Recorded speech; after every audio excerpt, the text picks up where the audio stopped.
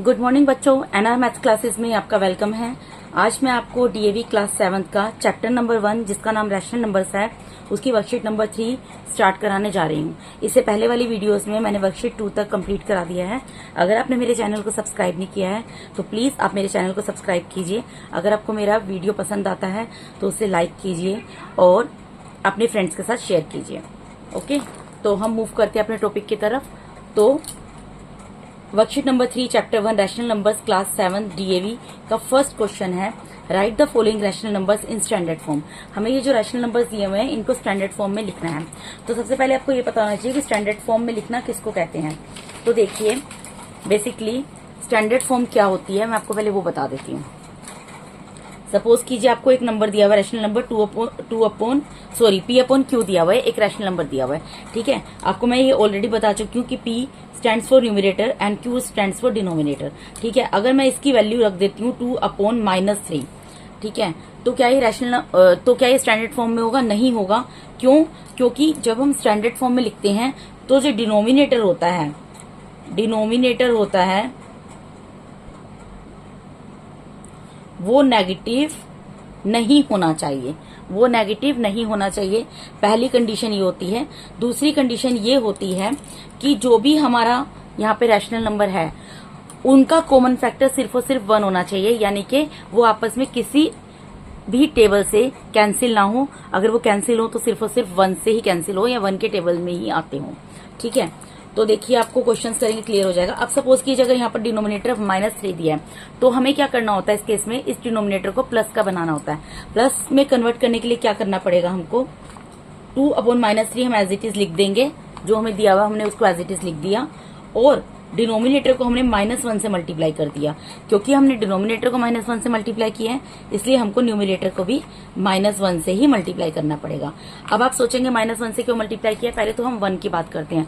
अगर हमने 1 से मल्टीप्लाई कर दिया तो उससे हमारा नंबर चेंज हुआ। अगर 3 1 से मल्टीप्लाई होगा तो 3 ही रहेगा, एज इट इज रहेगा। और अगर 2 1 से मल्टीप्लाई होगा तब भी वो 2 ही रहेगा, उसमें कोई चेंजेस नहीं आएंगे। अब मैंने यहाँ पर -1 से इससे मल्टीप्लाई किया है क्योंकि यहाँ पर माइनस का 3 दिया हुआ है और मुझे इस माइनस के 3 को प्लस का 3 बनाना है। तो माइनस इंटू माइनस जो होते हैं, जब साइन आपस में माइनस का साइन से मल्टीप्लाई होता है तो प्लस के साइन में कन्वर्ट हो जाता है। तो यानी कि 3 1 जा 3 और जो माइनस इंटू माइनस है ये प्लस बन जाएगा, जो कि मेरी रिक्वायरमेंट थी स्टैंडर्ड फॉर्म में इस फ्रैक्शन को फुलफिल करने के लिए रिक्वायरमेंट थी, वो मैंने फुलफिल की है। ठीक है, और जब 2 1 से मल्टीप्लाई होगा 2 आ जाएगा और प्लस इंटू माइनस मल्टीप्लाई होगा -2 आ जाएगा। तो न्यूमिनेटर में माइनस आ रहा है, इससे कोई दिक्कत नहीं है, आपके डिनोमिनेटर में माइनस का साइन नहीं आना चाहिए। ठीक है, तो यहाँ पे एक मैंने थोड़ा सा लिखा भी है रैशनल नंबर के बारे में। A rational number is said to be in standard form. एक रैशनल नंबर स्टैंडर्ड फॉर्म में तब कहलाता है इफ क्यू इज पॉजिटिव, अगर क्यू पॉजिटिव हो, जो कि मैंने भी आपको बनाकर दिखाया है। And the integers p and q have their highest common factor as 1। और p और q जो कि न्यूमरेटर और डिनोमिनेटर होता है उनका हाईएस्ट कॉमन फैक्टर सिर्फ और सिर्फ 1 ही होना चाहिए, जो भी मैंने आपको बताया था। ये मैंने फर्स्ट क्वेश्चन कर दिया है। जैसे 33 अपॉन 77 है। अब आप देखिए हाईएस्ट कॉमन फैक्टर किसको बोलते हैं? HCF को। अगर अब बच्चे कई बार होता है HCF निकालने में कंफ्यूज हो जाते हैं, तो ऐसा कोई जरूरी नहीं है कि आप सीधा उसका HCF ही निकालिए। HCF मतलब जो न्यूमरेटर और डिनोमिनेटर में नंबर दिया है उसको आप उसके सबसे हाईएस्ट कॉमन फैक्टर से कैंसिल कीजिए। आप जिससे कैंसिल कर सकते हैं उससे कैंसिल कीजिए, लेकिन लास्ट में आपके पास नंबर वो बचना चाहिए जिनका फिर कैंसिलेशन ना हो पाए, जो ऊपर नीचे कट ना पाए आपस में। तो मैंने 33 और 77 दिया हुआ था। ये हमें पता है 11 की टेबल में आता है। 11 3 जा 33 होता है और 11 7 जा 77 होता है। तो इज इक्वल्स टू 3 अपॉन 7 आ गया, which is the standard form, जो एक स्टैंडर्ड फॉर्म है। ठीक है, उसके बाद इसका सेकंड पार्ट है 64 अपॉन -20। अभी मैंने आपको बताया स्टैंडर्ड फॉर्म में लिखने के लिए हमारा जो डिनोमिनेटर होता है वो पॉजिटिव होना चाहिए, और अगर वो नेगेटिव है तो उसको पॉजिटिव कैसे बनाएंगे? डिनोमिनेटर अगर नेगेटिव है तो उसको -1 से मल्टीप्लाई कर देंगे। तो सबसे पहले हमको क्या करना है, यहाँ पर -20 है, इसको +20 बनाने के लिए -1 से मल्टीप्लाई करेंगे। क्योंकि हम यहाँ पर मल्टीप्लाई कर रहे हैं तो हम ऊपर भी सेम प्रोसेस फॉलो करेंगे। अब 64 को 1 से मल्टीप्लाई किया 64 आ गया, प्लस इंटू माइनस माइनस हो गया, यहाँ पर 20 हो गया और माइनस इंटू माइनस प्लस हो गया। अब क्या ये हमारा स्टैंडर्ड फॉर्म में है? ये अभी भी हमारा स्टैंडर्ड फॉर्म में नहीं है। अभी हमने सिर्फ और सिर्फ ये किया है कि हमारा डिनोमिनेटर जो कि माइनस में दिया था उसको हमने पॉजिटिव कर दिया है। ठीक है, हमने फर्स्ट रिक्वायरमेंट फुलफिल की है स्टैंडर्ड फॉर्म में लिखने की। सॉरी, अब हम सेकंड रिक्वायरमेंट को देखेंगे, हम इसको कैंसिल करेंगे। ये किस टेबल से कैंसिल हो रहा है? देखिए 2 3 ज़ा 6 और 2 2 ज़ा 4, 2 3 ज़ा 6, 2 2 ज़ा 4, 2 1 ज़ा 2 और एक 0 है वो उतार दिया। ये माइनस है तो माइनस तो चलेगा ही, इसको हम लास्ट में लिख देंगे। अब ये फिर 2 के टेबल से कैंसिल हो रहा है। 2 5 ज़ा 10, 2 1 ज़ा 2, 2 6 ज़ा 12। अब हमारे पास क्या आ गया? 16/5। 16/5 जो है ये आपस में कैंसिल नहीं हो पाएंगे क्योंकि 16 एक पॉजिटिव नंबर है और 5 एक नेगेटिव 16 एक इवन नंबर है और 5 एक ओड नंबर है। 16 और 5 किसी भी एक टेबल में नहीं आते हैं, लेकिन यहाँ पर क्योंकि माइनस था तो यहाँ पर माइनस आएगा। तो अब हम ये बोल सकते हैं therefore -16/5 is the standard form. ये स्टैंडर्ड फॉर्म है। ठीक है, ये हमारा आंसर आ गया इस क्वेश्चन का। किसकी स्टैंडर्ड फॉर्म है? 64/-20। कितना लिखने की जरूरत नहीं है, अगर आप इतना भी सिर्फ इतना भी लिख देंगे which is the standard form, वो भी आपका सफिशिएंट है। ठीक है, उसके बाद इसके नेक्स्ट पार्ट को देखते हैं। नेक्स्ट पार्ट है -27/-15। अब ऊपर नीचे माइनस है तो हमें क्या करना है? हमें बेसिकली डिनोमिनेटर को प्लस बनाना है। तो हमें क्या करना पड़ेगा? दोबारा से यहाँ पर जो हमें दिया है हम उसको एज इट इज लिख देंगे और डिनोमिनेटर को -1 से मल्टीप्लाई कर देंगे। ऊपर भी -1 से मल्टीप्लाई करेंगे तो माइनस इंटू माइनस प्लस हो जाएगा। 27 1 ज़ा 27, 15 1 ज़ा 15 और माइनस इंटू माइनस प्लस हो गया। अब हमारे पास आया है 27/15। क्या ये किसी एक टेबल में आता है? 3 के टेबल में आता है। 3 9 ज़ा 27, 3 5 ज़ा 15। क्या आ गया? 9/5। अब ये कैंसिल नहीं हो सकता तो इसकी स्टैंडर्ड फॉर्म हो गई which is the standard form. यही लिख देंगे which is the standard form. ये हमारा आंसर आ गया। ठीक है, अब हम इसके नेक्स्ट पार्ट पे जाते हैं, पार्ट 4। इसको भी हमें स्टैंडर्ड फॉर्म में लिखना है। अब इसमें हमारा डिनोमिनेटर तो नेगेटिव नहीं दिया तो उसको पॉजिटिव करने की जरूरत नहीं है, बस हमें इसको कैंसिल करना है। अब हमें ये देखना पड़ेगा ये किस टेबल से कैंसिल होंगे।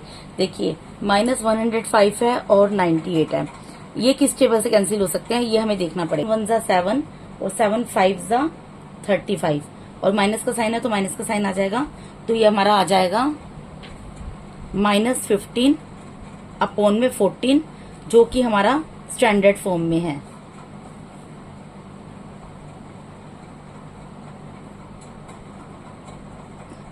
Which is the standard form।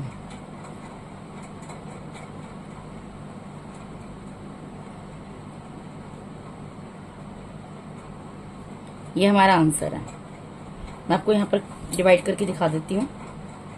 105 को 7 से डिवाइड करेंगे। 7 1 ज़ा 7, 10 में से 7 गया 3, 5 उतरेगा, 7 5 ज़ा 35। इसी तरीके से 98 को भी मैं डिवाइड करके दिखा देती हूँ। 7 1 ज़ा 7, 9 में से 7 गया 2, 8 उतर गया एज इट इज, 7 4 ज़ा 28। ठीक है, अब हमारा नेक्स्ट क्वेश्चन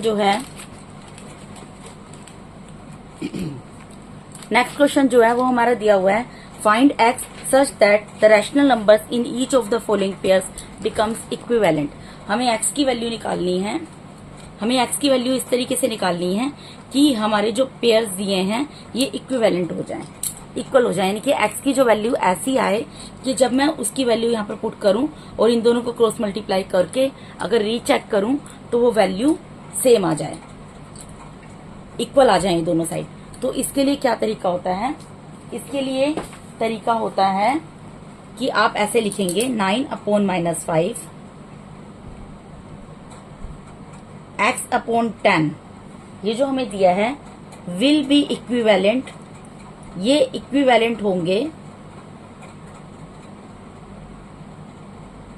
इफ, कब होंगे, जब 9/-5 और 10 x/10 हम इधर लिखें और इनको जब हम क्रॉस मल्टीप्लाई करें, देखिए क्या आएगा क्रॉस मल्टीप्लाई करके, 9 जो है 10 से मल्टीप्लाई होगा और -5 जो है, या फिर लिख सकते हैं x जो है वो -5 से मल्टीप्लाई हो जाएगा।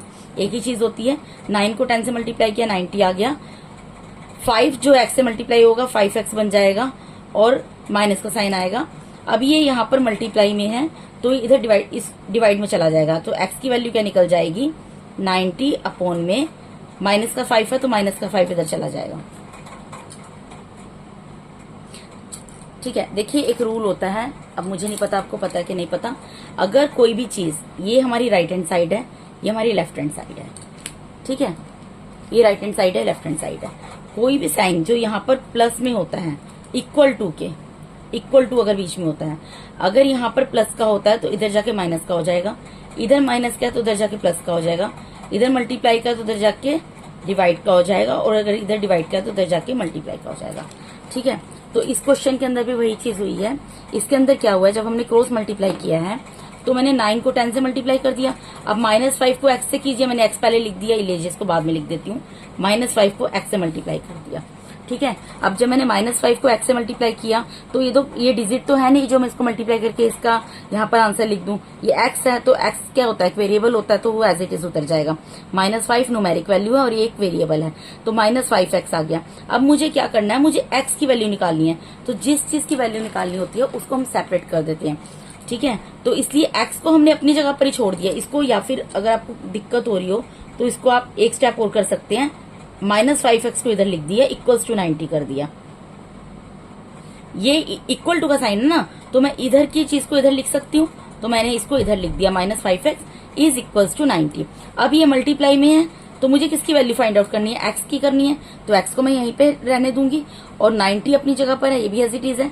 -5 जो मल्टीप्लाई में था इधर जाके डिवाइड में हो जाएगा, मैंने आपको बताया ना, अगर इधर की साइड इक्वल टू का साइन बीच में है और इधर कोई चीज मल्टीप्लाई में है, इधर जाके डिवाइड में चली जाएगी। अब इसको डिवाइड कर लेंगे हम, 5 1 5, 5 1 5, 4 बचेंगे, 5 8 40, तो x की वैल्यू आएगी यहाँ पर -18। ठीक है, तो यानी कि मेरे जो इरेशनल नंबर्स दिए हैं 9/-5 और x/10, ये इक्विवेलेंट तब होंगे जब मेरी यहाँ पर x की वैल्यू -18 होगी। ठीक है, ये सॉल्यूशन है इसका। अब देखिए अगला पार्ट करते हैं हम,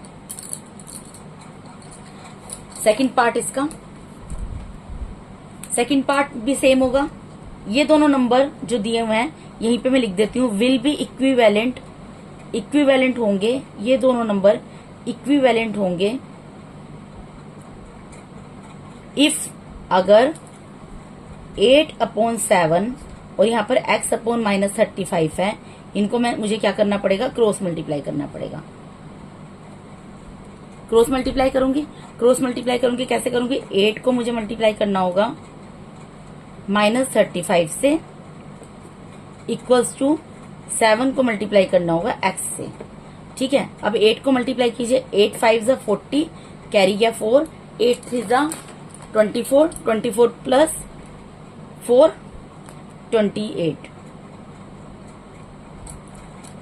ठीक है, और माइनस का साइन आ जाएगा, 8 5 40, कैरी गया 4, 8 3 24, 24 प्लस 4 28, 280 इक्वल्स टू 7x।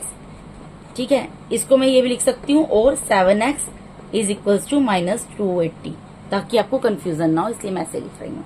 ठीक है, अब ये क्या है, इन दोनों के बीच में कोई साइन नहीं है, तो इसका मतलब मल्टीप्लाई का साइन है, तो मुझे किसकी वैल्यू निकालनी है, x की, तो जिसकी वैल्यू निकालनी होती है उसको उधर ही छोड़ देते हैं, और इक्वल्स टू का साइन है वो भी ऐसे ही रहेगा, -280 भी अपनी जगह पर रहेगा, सिर्फ और सिर्फ ये जो 7 है जो मल्टीप्लाई में है इधर की साइड डिवाइड में चला जाएगा, तो 7 1 7, 7 4 280, और एक 0 का साइन, ये माइनस है, माइनस रहेगा, तो यानी कि x की वैल्यू क्या होनी चाहिए, -40।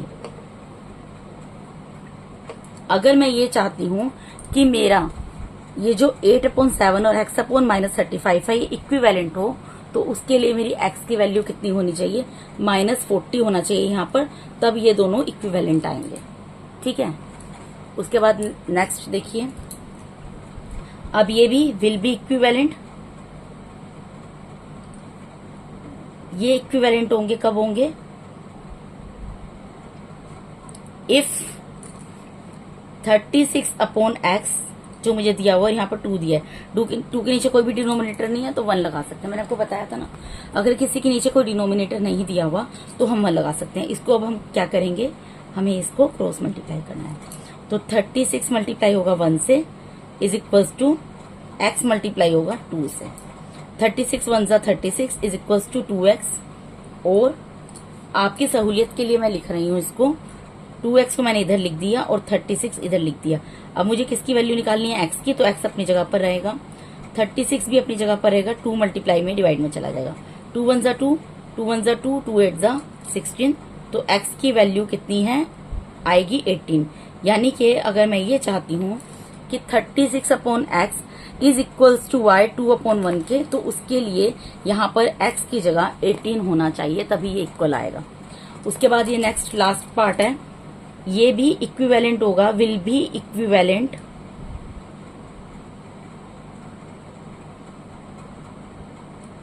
इफ, कब होगा इक्विवेलेंट बेटा, जब x/6 और यहाँ -13/1 है, इनको हम क्रॉस मल्टीप्लाई करें। सबसे पहले x किससे मल्टीप्लाई होगा, 1 से, इक्वल्स टू का साइन, 6 किससे मल्टीप्लाई होगा, -13 से। x को 1 से मल्टीप्लाई करेंगे तो x ही आ जाएगा। ठीक है, 1 तो ऐसा नंबर है जिस भी चीज से मल्टीप्लाई हो जाता है वही नंबर आ जाता है। और इसको मल्टीप्लाई करेंगे, 6 3 जा 18, 6 1 जा 6 + 1 कैरी का 78। यानी कि अभी इसको तो इधर ले जाने की जरूरत नहीं पड़ी क्योंकि already x left hand side में था। यानी कि x/6 और -13 इक्वल तब होंगे जब यहाँ पर x की वैल्यू 78 होगी, तो ये इसका आंसर है। ठीक है, तो इस वीडियो में आपका ये मैंने वर्कशीट नंबर 3 का क्वेश्चन नंबर 1 और क्वेश्चन नंबर 2 कंप्लीट करा दिए है। अगर आपको मेरा वीडियो पसंद आता है तो मेरे चैनल को सब्सक्राइब कीजिए, मेरी वीडियोस को लाइक कीजिए, अपने फ्रेंड्स के साथ शेयर कीजिए।